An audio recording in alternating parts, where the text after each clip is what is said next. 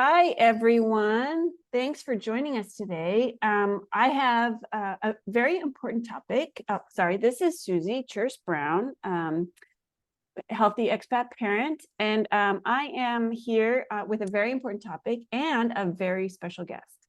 So today we are going to be talking about mammograms and the importance thereof, and also we're going to be kind of talking about how mammograms and getting a mammogram is a thing with Foreign Service Life. But first, let me introduce my very special guest, who I know you've all remember listening to before, Katie Fowle. Thanks, Susie. My name is Katie Fowle. I'm a dyslexia specialist, and I provide virtual tutoring to Foreign Service and expat kids who have dyslexia and ADHD through Global Village Tutors. But today I'm here as, oh, sorry, my dog's barking. Just a second. Sorry, I'm here as a woman who has experienced breast cancer. And so I'm really happy that we're talking about this important topic. So Susie, you have had how many posts? How many consecutive posts have you had? Consecutive, what? 3. But Yeah. so this is our 8th post.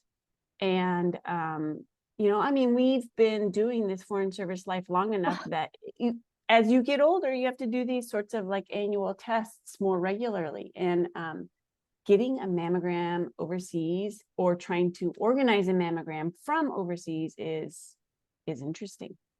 Oh my gosh, yeah. And the guidance is, I think if your mother or if you have breast cancer in your family, the guidance is 35. Like I'm learning this now because my daughters will start getting screened at 35. And then if that's not the case, like for me, it was 40. So like mammogram screening at around 40 years. So how did you manage that in the different posts that you've been at? Because you've been at real hardship posts too, Susie. Right. And that what I kept remembering and our medical professionals kept saying is you should have your mammogram from the same location or provider if you can, because then they can kind of like track changes, etc. And so, if I get one in post, well, then how are they going to compare the results from, in our case, Senegal to Uganda to here in Sri Lanka? So I started getting them when I was in my early 40s, and that was in Virginia, because we figured, we always go back to Virginia. Yeah. But the thing is that to get a mammogram, you have to have that referral letter from the doctor. So you can make whatever appointments you want, but you can't actually get the service until you have that referral letter from the doctor, which is a little different getting that from an overseas provider. Actually, as a little asterisk, why you need a referral letter from your doctor blows my mind, because no one in their right mind would be like, you know what, today I'm really just going to go get a mammogram, like for fun. Right. Nobody does that. No one. That's a totally different conversation. Right. But to get, I forgot, or I incorrectly uploaded one of my referral doctors when I was coming back for a training, but I had wanted to stay extra so I could get my mammogram, and they would not do it, even though they could see the file attached, but they couldn't open it. And I couldn't, we were, I don't know, 8.5 hours behind post. So it's not like I could just call my doctor. And anyway, so that's a thing as well. If you're coming from overseas, make sure you have that referral letter, not just loaded to the system if you're doing it stateside, but also like ready for you in your email, so you can like show it to them on your phone, because they won't do it if they don't see it in your files. So then you reached, sorry, I got a little distracted because my dog was barking so much. So did you reach out to a doctor that you had seen before in Virginia to get the referral letter, or was this just someone that you reached out to, because I think that's hard in Foreign Service Life, because sometimes I know for myself, I wasn't consistent in getting, my OBGYN appointments, or maybe one year I do it in Wisconsin, one year I do it in Virginia. So I didn't really have a healthcare provider who knew me. So who was that physician that you ended up getting that referral from? Or I mean, this is one of the things that we just have to take responsibility for, right? Yes. Like, so that particular, and here is, this is one of those weird little cracks that we fall into as foreign service family members, because you don't have that regular provider in the States. And so when you're overseas, different providers for mammograms or any sort of like these referral necessary procedures have different requirements for what that medical provider, what their credentials would be. So, for example, our post had a Yes. foreign service health practitioner who was, I Yes. believe, a nurse practitioner, not a Okay. medical doctor. They would not take a letter from that nurse practitioner. It Oh, had to come from the RMO. But thankfully, you know, if you plan it far in advance, you can email with whatever provider. I use the Virginia Hospital Center, and they did an amazing job, and they have a great facility now in Boston. But I could email them and ask them these questions directly, like what credentials does my provider have to have, blah blah blah. And so anyway, I could find out that it had to be the RMO, and then communicate with my RMO, because none of our posts have ever had an RMO posted to it except for Dakar. So, I mean, these are all sorts of things that we have to really plan ahead for. Never mind the fact that if you're making these medical appointments, oftentimes there's like several months lead time that you have to have before you can get those appointments in the States. So, you know, we have to just. But that's super good information. The RMO, so whoever your regional medical officer is, you can contact them as a woman and say, hey, I'm going back to the States. I need a referral letter so that I can get if you wanted to do it in the States, Right. so that they'll schedule the appointment back at stateside. You can get your mammogram from other places. They generally won't medevac for that sort of thing. Okay. But in my mind, just that, you know, once I hear a health thing, I'm like, no, that's what I have to do. And so for me, it was just like that regular location so that they can compare. I think every single, we were just talking about this with a colleague actually, because we talk about mammograms at work. Yes. But we were talking about how like everyone's response seems to be, or the technician is always like, well, you have dense breast tissue. And I think they just do that sort of like a CYA sort of a thing, like if there's any sort of thing that they miss or whatever. But it feels like every woman I talk to has a technician say that to them. So Wait, I and do then we Susan, all you have have to get your breast like shoved in there like many different ways, and your chest wall is like getting squeezed. Yes. super uncomfortable. Well, I have to say, like, it must have taken less than 5 minutes for the procedure at Virginia Hospital Center, because they are so good and so professional. And I'm not saying that we endorse Virginia Hospital Center, just saying it's super convenient. Yeah.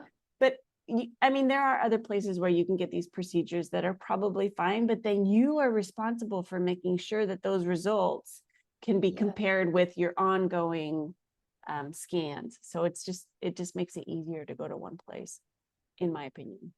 Yes. And so I think I was back in the United States when I started needing to get my mammograms, or maybe I just didn't do it until I got back to the States, like when we repatriated. Um, But I do know that I had initially gone to one hospital system to do the mammogram, and then I switched over. Fairfax Radiology is another spot if you're in Virginia that has multiple locations that you can usually get an appointment pretty quickly. So Fairfax Radiology, check them out. They're all over kind of the Northern Virginia area. Um, and you're right, like I had, even though it's not a different country, but I had to transfer my imaging results from where I was before over to Fairfax Radiology. And that's a big pain. And I couldn't imagine what it would be like if I was like in Cairo doing it and then having to. So maybe if you are getting it done at post, make sure you get a physical copy Like, I think medical places still kind of do that. I think they put it on disc or some It's- sort of like Yeah. electronic version of it. Right, but making sure you have that, because that comparison is really important, especially if you have something abnormal in your breast. I know, yeah. So, so then Susie, how did it go for you this summer then, to get your mammogram? Yeah, I didn't do it this summer because we didn't go back Okay, to the States, but we will go. So I am due to do it this year, but we'll do it when we go back next year. So I'll have to get that all figured out and lined up before we head stateside. But I mean, if something had come up that I was worried about, then I would probably go talk to my provider here and she could help me organize it for a point that I would go to, you know, somewhere nearby here. I mean, we're lucky because we're nearby several really good medical provider places. So like, for example, Bangkok. yeah, The ones here, I know that they have the machines and they have people who know how to use the machines, but they don't right. necessarily know how to read the results. So it's also really good to talk to your health unit and just ask them, like, do you recommend I go here? Is it, you know, if it's not urgent, they might very well just ask that you just wait until you're in a place that has proper equipment, people who know how to use it, and people who know how to read the results. Because That all is three of such those are really important. Yeah, because they could have the machine, they could have someone know how to run it, but then reading the imaging, that's like a whole nother set. So maybe though, let's say you do have those three things and they find something suspicious on your imaging. The next step is a biopsy. And I'm wondering if that's a medevac. I would assume that would be a medevac. Do you know anything about that? I think that it depends again on where you're posted. Like here, they are capable of doing biopsies. I don't know that that necessarily applies across the board. And if they're going to medevac you, they would probably medevac you, I would assume, and I don't want to speak for med, but I would think that they would medevac you to the States and not to a medevac point for something like a mammogram. However, like here we had I know a few people that had mammograms and then unfortunately had to have biopsies, and then and then that's the point at which they messed up here in the medical system. And so probably that should have been a medevac to begin with, but I mean, Because the biopsy tells you if it's cancerous or not. Like, that's a right, very important part. right, Yeah. yeah. But for some people, like especially if they have kids or if they have the kind of demanding job that just doesn't allow for you to go for however long a medevac may be. Because if you're medevac for a particular test, you have to stay in whatever medevac point you are sent until you get that result. And so that is not always time-wise available for everybody. So that this is why they typically say that these kinds of tests you should do when you are stateside, like on a leave, and you do it at the beginning of your leave. That way, should anything come up, then you can switch your time or get whatever necessary procedures, follow-on procedures, in order to be fully cleared and be able to go back to post. That totally makes sense. Like, if you're going on home leave, this is a procedure that if there is something that needs follow-up, it usually happens pretty quickly. At least for me, it was like they saw something suspicious on the mammogram, then they have you come in like within a week to do the biopsy. And then those biopsy results are back within 3 to 5 days. So, if you're gauging your trip back home, getting that done at the very beginning would allow you that time that you would need just in case there was something that came up. So, now have you had anyone at post that ever did have a positive biopsy? Then what happens next then if you're overseas, do you know? Your medevac for treatment. Yeah.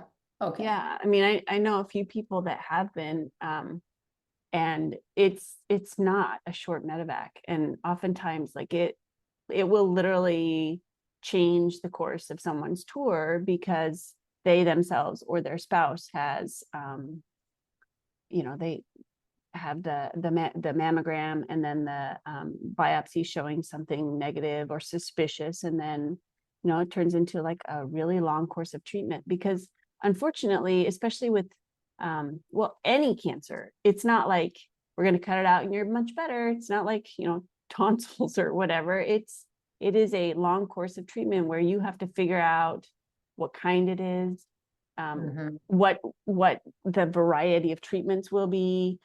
Is there surgery involved? Is there how long the follow-on treatment is? So it's very much a game changer.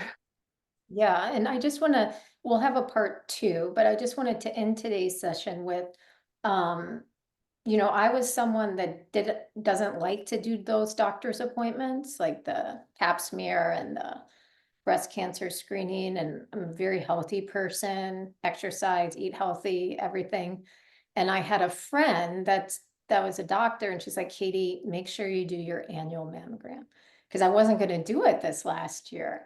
I was like, I'm fine. And I really hated how they smash my breast and they say I have dense breasts, and then they always make me feel scared. Oh, we forgot a step. There's an ultrasound. When they see something suspicious, then they do the ultrasound. Then if there's something suspicious more on the ultrasound, then you do the biopsy. So I've gotten to the ultrasound stage before and it was nothing. And so I was hesitant to get my mammogram this year. And I'm so glad that I did, because I caught my breast cancer very early and the treatment was much more manageable. So as we end today's session, I just want to encourage everyone to get their mammogram, even though it's super annoying, because it can really affect the type of treatment and the severity of it if you do have something. So, Katie, thank you so much for joining us for this conversation. Super, super, super important topic. We're going to have a part 2, and we're going to hear Katie's story. And we've talked about some suggestions for how to successfully do your regular mammograms, but we will reiterate these in part 2 as well. So join us again soon for part 2. Katie, thank you so much for joining us. And thanks all for listening. Bye.